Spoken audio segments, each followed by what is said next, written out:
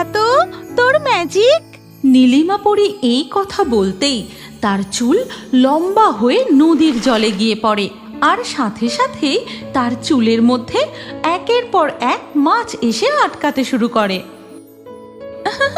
মনে হয় আমার চুলে অনেক মাছ আটকেছে, এবার আমি চুলটা উপরে তুলে নিয়ে আসি। নীলিমা পরী তার চুল জলের উপরে তুলে দেখে তাতে বেশ কিছু মাছ আটকেছে। সেই সময় লালিমা পরীও ফল পেড়ে নীলিমার কাছে এসে দাঁড়ায়। বাহ, ভারী মজা তো! তুমি চুল দিয়ে মাছ ধরেছো, আমিও ধরবো। কতদিন হয়ে গেল মাছ ধরিনি, আমার মাছ ধরতে খুব ভালো লাগে।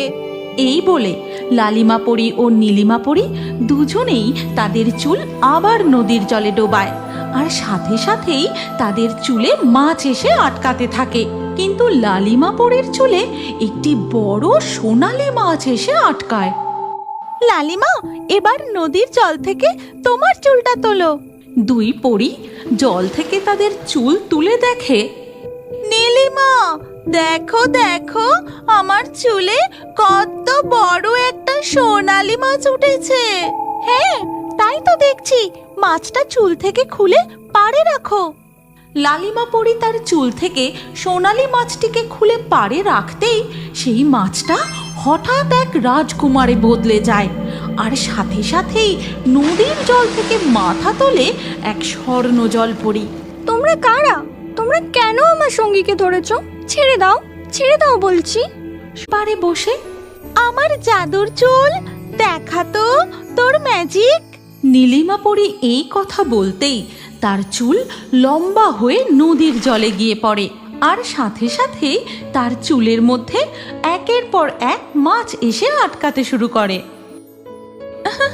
মনে হয় আমার চুলে অনেক মাছ আটকেছে, এবার আমি চুলটা উপরে তুলে নিয়ে আসি। নীলিমা পরী তার চুল জলের উপরে তুলে দেখে তাতে বেশ কিছু মাছ আটকেছে। সেই সময় লালিমা পরীও ফল পেড়ে নীলিমার কাছে এসে দাঁড়ায়। বাহ, ভারী মজা তো! তুমি চুল দিয়ে মাছ ধরেছো, আমিও ধরবো। কতদিন হয়ে গেল মাছ ধরিনি, আমার মাছ ধরতে খুব ভালো লাগে। এই বলে লালিমা পরী ও নীলিমা পরী দুজনেই তাদের চুল আবার নদীর জলে ডোবায়, আর সাথে সাথেই তাদের চুলে মাছ এসে আটকাতে থাকে।